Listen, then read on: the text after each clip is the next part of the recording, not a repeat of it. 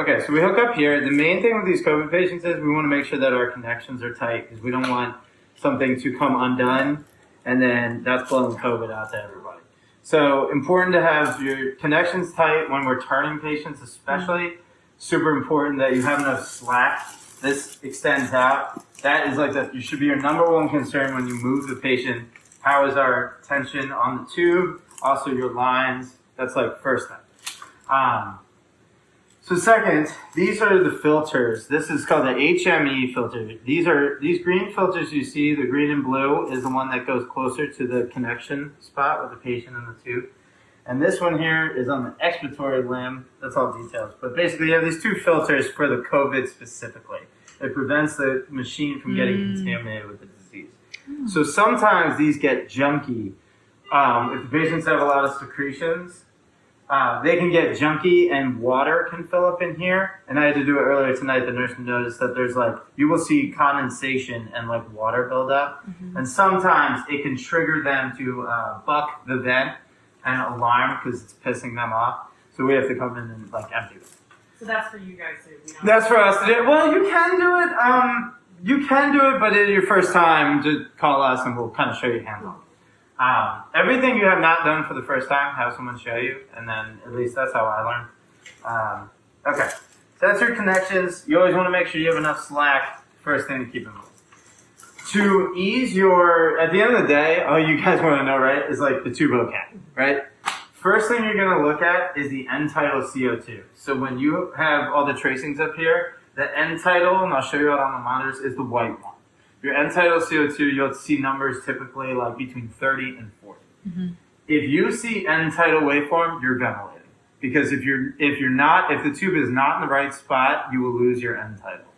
So that's always the thing. If you're worried, you turn the patient, you're concerned, the sat drops. Remember, these people are sick. When you turn them and things, it's normal that their oxygen could drop, their blood pressure might drop too, like a vagal response. But if you have end tidal, you're ventilating and everything's okay.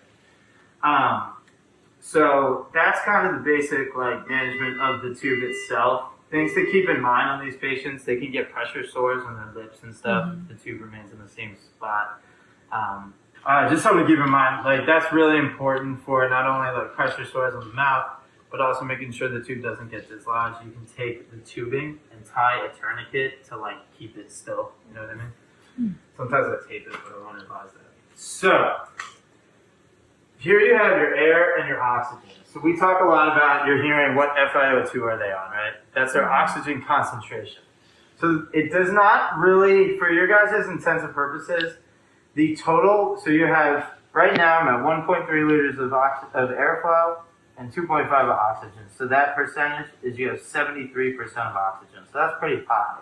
Typically, we're trying to get people down to 30 to 40, where their sat is still okay, above 90, but they're on the most little requirements of oxygen possible. We typically extubate off of 30 or 40% of oxygen. So say you're in there, and we'll go to the modes then, but I think the oxygen percentage is a heavy topic of discussion, so I think we should start there. So say you're at 73% and the attending say, can you bring it down to 50%? So how would you do that? How do you think from here you would do that? So you could do two things. You could turn the oxygen down.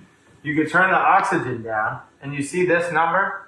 So ignore this one. This is circuit O2. In the circuit itself, the anesthesia machine, there's what we call dead space. So basically, this reading will not be exactly what you're delivering. So you want to focus on your liter flow here and that number. So I'm just decreasing the oxygen. 1.2. You see it going down like that? So now I'm at 50%. I can also do, so I'll go back to where I was. I'll move back to, I'm at 70%. So I can do this also. I can turn the air up. So basically, it's the percentage between these two. Does that make sense? So you can adjust certain ways. Now, this is a little next level. It's not really for you guys to worry about. We like to keep this number, this total number, that 6.2, about between 6 to 8 liters for these patients. This is a carbon dioxide absorber, meaning when the patient breathes it out, that CO2 gas has to go somewhere. So it gets absorbed in here. Eventually, this will run dry and it's no longer working. And there's ways we can tell it's not working. It becomes discolored. You'll look for it. It'll become purple sometimes. There's other indicators too, but that's pretty much the main one. So to prevent that and to prevent us having to open the circuit and change this, you guys do not have to do that. That's for us. But we keep a certain liter flow. So that's pretty much it. So like 6 to 8 liters, and now he's on 50%. Do you guys want to play with these knobs real quick before we get into the modes real quick, or you think you got it? Okay. You're not touching We the don't nitrous. touch them You at are all. never touching the nitrous. In fact, the lines aren't even hooked up, so you shouldn't even be able to. Yeah, I'm turning it, nothing's coming up. So that's how you adjust that vitamin. So most of our patients, when they come in and they're sedated and we're trying to heal their lungs, they're not weaning, they're not being woken up or anything. We're just trying to keep them alive. They're going to be on volume controlled ventilation. So basically what this means is this is your tidal volume, meaning the amount of air that they are going to get every single breath is going to be this is set at 500 mLs. How do we get to that number? You take their, technically it's their ideal, again, this isn't, you guys are not going to have to memorize this, but it's their ideal body weight. It's like your centimeters in height, minus, there's a formula and everything. Typically what we say is 6 to 8 milliliters per kilogram. So your average patient is going to be on like 400 to 500 of tidal volume. The way you know you're getting enough tidal volume and that breath is big enough is based on your end tidal CO2, which it would help if we had this here, but you guys know the tracing. And say in end tidal CO2 you have it like 60. We're typically in like the 30 to 45 range. So in that instance, you could do one of two things. Say you have really high end tidal, they're becoming more acidotic. Their ABG looks like shit, we want to make some changes. Excuse me.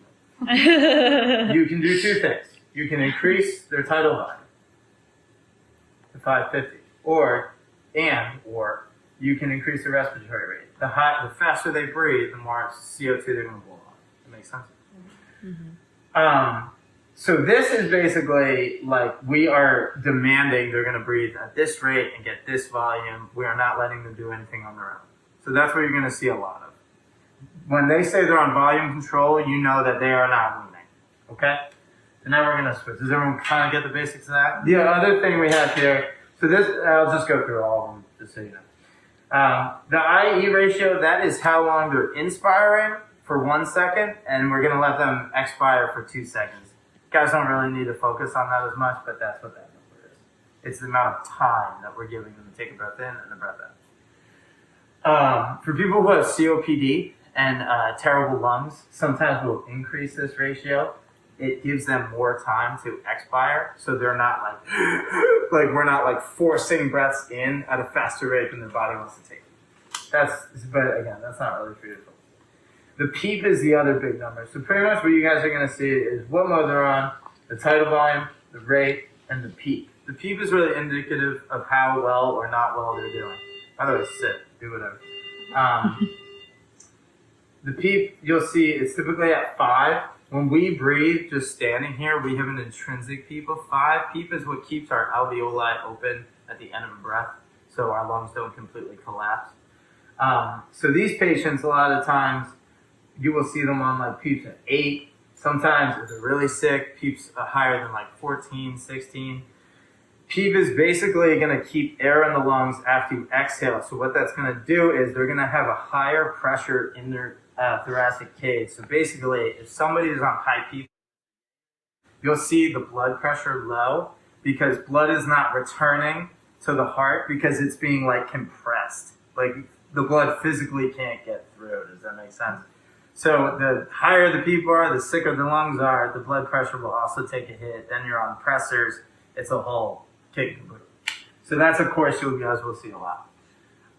So does everyone kind of get the basics of these numbers? Am I going at a decent pace? Okay. So another one you'll see is pressure control. So this number, your peak pressure, is probably the number one thing that's going to drive you crazy. So when they become more light, they're more awake, or they have secretions in the tube, things like that. We'll say they're bucking the vent. You're going to hear this alarm go over a number 40. 40 is typically the top peak pressure. That's the peak airway pressure, literally the pressure inside their airways. So if they're alarming, it could mean a couple things. They might need suction. There might be secretions in there that are literally blocking air getting in, so you're going to have a higher pressure because those secretions are blocking. So they might need suction. If you suction them, nothing coming out, they might need more sedation. Maybe they don't like the rate they're breathing at and they're too awake and they're uncomfortable, so they're going to keep alarming. Might need more sedation. The way we can test that is literally bolus them, and if they fall asleep and everything's fine, it was probably sedation. But sometimes on volume control, you'll have high peak pressures because again on this, they are at a demand rate. So no matter what, every single breath they take, they're getting this volume. They might not like that. That's uncomfortable. So we can switch them to pressure control. It's the same thing, except instead of demanding a volume, we're demanding a certain pressure of air forcing in the lungs. You will not get the same tidal volume, that 550, from breath to breath. It will vary depending on the pressure inside the lungs. Does that make sense? So a lot of the times, if we're having trouble with this peak airway pressure, we might switch them over. You'll see us switch them over to pressure control. And they'll ask like what inspiratory pressure are they on. Typically you'll see a number around 20, but that changes. You got your respiratory rate still, same thing. They can still be on PEEP of whatever. So nothing really changes. It's just kind of how we're delivering the breath. Does that make sense? So this is also for a mode of a patient who we're just trying to heal their lungs. They're not weaning.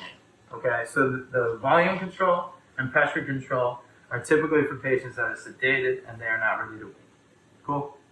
Moving on. These are where we get into, you guys hear a pressure support mode. That's typically your weaning mode. So that means they're coming down on the sedation, patient's getting healthier, they're going to try to give them a chance to breathe with less requirements to eventually get them off the tube. Because we can't just go from volume control, wake them up, boom. That's just not how it works. So, pressure support,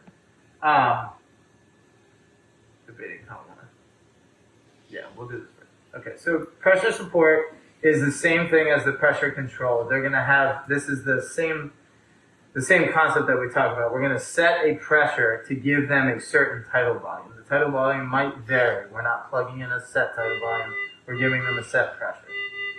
They can breathe over this mode, meaning say the respiratory rate is set at 10 and we bring their propofol down and they're more awake. They might be breathing at a rate of like 15.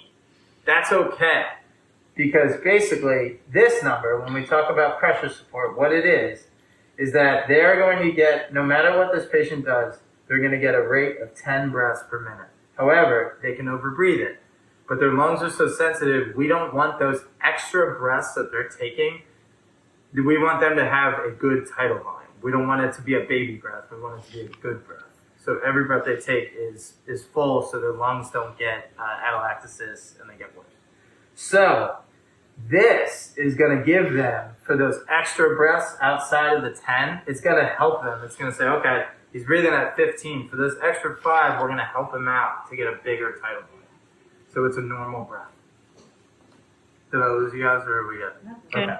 So this is like your typical weaning mode. So, say you're in the room, and they're on pressure support, and you're at a rate of 10, but they're breathing like 25.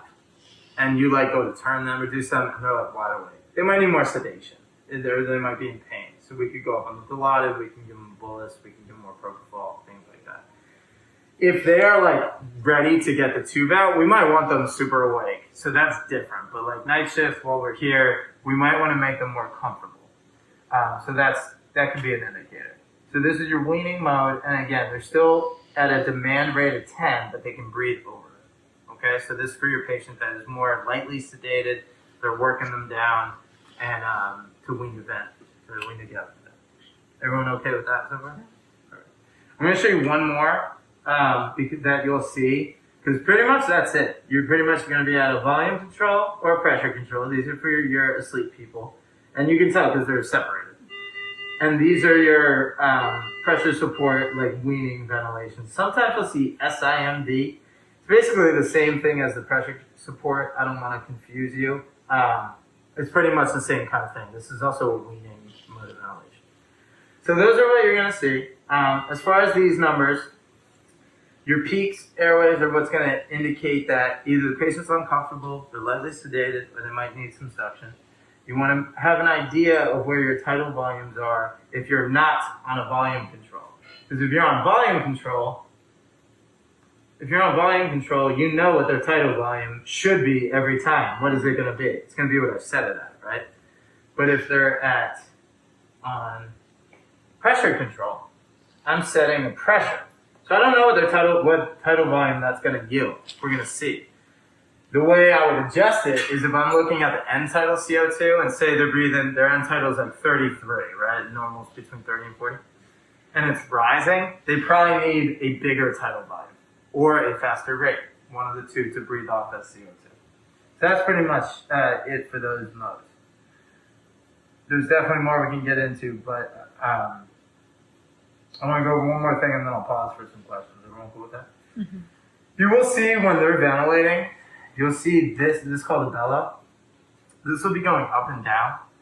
So the other day I had to run in the room and the nurse did the right thing. There was a disconnect. So this, and a million things on this can disconnect, but actually it was this port was disconnected. Mm-hmm. The bellows fell because they're noticing a leak. And all of a sudden the tidal volumes, instead of like 400, 500, they were like 120, 140. Sat starts to drop a little, the nurse calls us in. And immediately I could hear like the hissing of the air. So I just did this, boom, and it was fixed. So a lot of times if you're in there and all of a sudden your tidal volumes drop, your first thing you're gonna think is there's a circuit disconnect somewhere. You're gonna hear a lot of people talk about like the pilot balloon and the cuff. You hear them talking about that? That necessarily isn't the first thing we're gonna think of. A lot of times with these patients that are on a ventilator for a long time, when we stick the tube in, it has a balloon that keeps it in place in the vocal cords. We put air in that balloon and that has that little cuff that's coming out of the tube. Sometimes air can leak out of that over time if they're on it for like weeks. So we can simply, if you're not getting good tidal volumes, sometimes you can hear what's called an air leak. Basically, if you think about it, you have the tube going through the throat, right? Instead of all the air going through the tube into the lungs, because the balloon inside the throat is shrinking, air is getting around. So there's a leak. So they're not getting their full tidal volumes. That can also be something that we have to adjust. I hope that wasn't too much. I'm going to let you guys throw whatever you're curious at. But basically, those are the modes you'll see. The main number we're going to be working down is the FiO2. You always want to keep an eye on the peak pressures. If they're over 40, it will alarm. And we went over kind of how to troubleshoot. And until you do it, guys, like once you have a good shift where you're in there all the time, you'll be immediately comfortable. It's amazing how fast the fear goes away. So, question? Throw it out. It's a safe What thing. about like pre-oxygenating before we suction? Do we do that? Yeah, good question. Yeah, so How do you- that's a good idea, especially, so these people desat really fast. So anytime, like, when the CRNAs are going to change the filters and stuff, they should kind of basically on everybody if they're critically ill, you can put them to 100% for like a couple breaths. So how would I do that? Would you do the air or the O2? Both? So even though, and a nurse asked me before, and this was a good question, so she's like, but you're only on 2 liters of oxygen, but the concentration is 100. Because you no just, air. oh, so you Pure brought the oxygen. air down. You can do 2 things. It doesn't- Yeah, right. That is exactly what I did. So if I'm going Okay. to do 100% oxygen, that was a really good question. So say you're in a room and you're turning the patient, and you get done. And remember, when we turn these people, they might desat, and their blood pressure might go down, or it might go up if they're like pissed off. But sometimes it can cause a vagal response where you're aggravating them and things will drop. So it's kind of either or. That's the beauty of critical care. You never know what you're going to get and what shitstorms are going to be thrown at you. So if you wanted to put them on 100%, all you would have to do is turn the air out. And let them breathe a couple breaths. You could get your lines organized and be like, okay, we're ready. Then you might see the sat tick up a little. Especially with like, that's something I would do for him. I would do that for a few minutes actually. I'd let him breathe 100%, kind of chill here, get everything organized, and then be like, all right, we can turn. That makes sense? You can do that before suctioning as well. So suctioning. Yeah, let's do, you cool with that? We'll do Yeah. some suction first. Because that's the main hands-on thing you're going to be doing. So when you go to suction, it's a good idea to lick them on 100% for like a couple breaths just to give yourself some time. It's rare that when you go to suction, like they're gonna desat right away and it's gonna be an issue, but it's good practice just to do that for now. And that way you guys are comfortable, like every time you do something, I put them on 100. Totally fine for critical care. These people are super sick. So, this is inline suction. This is just gone to that canister back there. So, you can like see secretions go through the tube kind of thing. You definitely think they need something. It's usually my first move. If they're bucking the vent, and when I say bucking, I mean the peak pressure alarm is going off. So here, I'll show you what that will even look like. Give me a second. Have you guys heard this awful alarm a lot? Or anything? Okay. So you see, this is actually where it's being measured. So it's about to hit 40 in a second.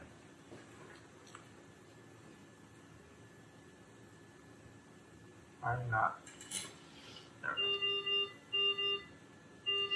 So he's bucking, his stat's okay, I think he just needs some suction. So, you're gonna put him on 100%, say we weren't on 100%, we're at like, what are we at now? 75. So drop him down to 100, we're gonna suction. So I hold here.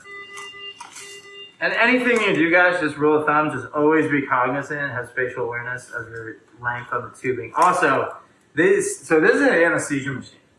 The normal ventilators in the ICU don't have all this crap, and like this will not be down here. It would be up here, and this wouldn't be a problem. But these machines specifically, with the way they're physically designed, just keep that in mind. So, you're gonna go down. See this black tip? That's how you know, that's how you know you're out, obviously. So you're going to go down till you meet resistance. You're going to meet resistance at a spot called the carina. That is before the airways bifurcate and go into the lungs. So you'll meet resistance.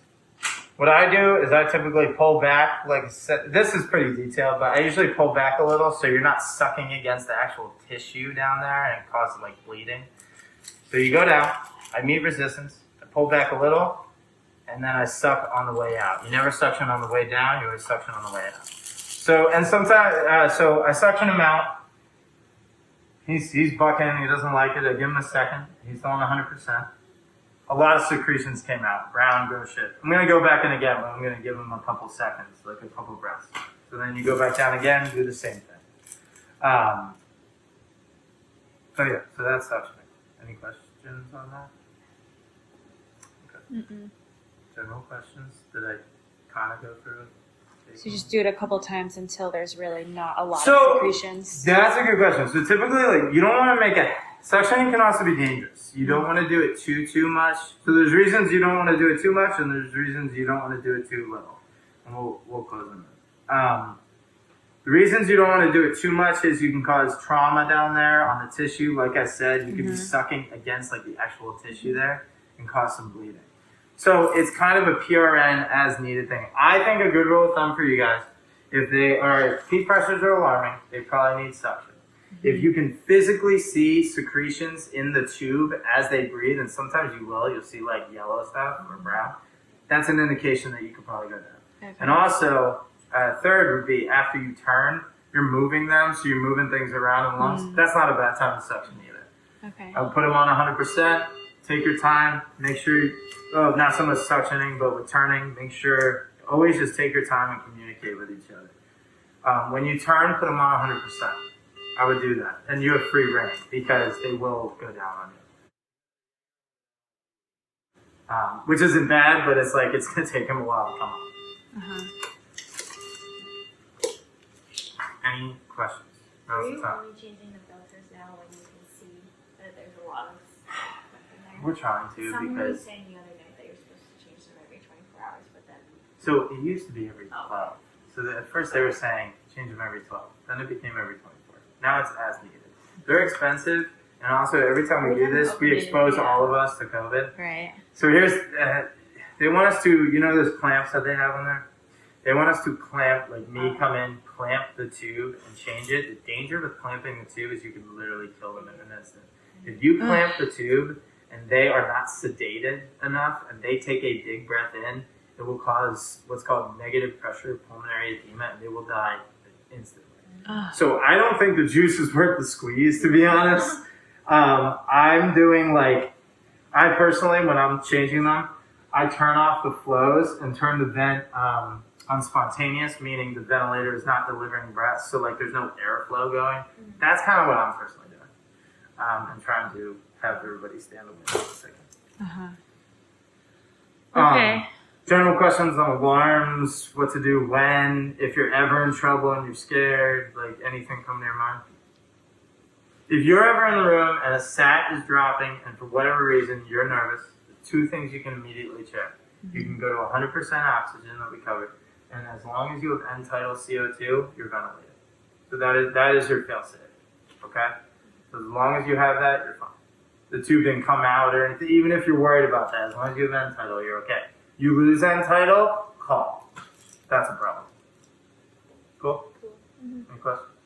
Things I didn't cover? Did I make the modes simple enough? Because it can get overwhelming. And So most people are on which mode? Most people, when they come in and they're fully sedated, are going to be on volume controlled ventilation, Okay. which is a demand. You'll hear them say it's a demand ventilation, meaning we're going to give them this. There will be no variation. This is what they're getting. Okay. And then when they're weaning, they will be on the pressure support volume. Okay. Pressure support ventilation. Make sense? Okay, cool. Thank And you. guys, at any point, we're here all So you night. know what? I've been Sweet. Okay. Thanks. hyperoxygenating my patient Mhm. using the O2, the Mhm. green button, and then the O2 up to 15. You don't have to turn the liter There's flow. one. You don't have to do that. You can't. You don't have to. Okay, so just that.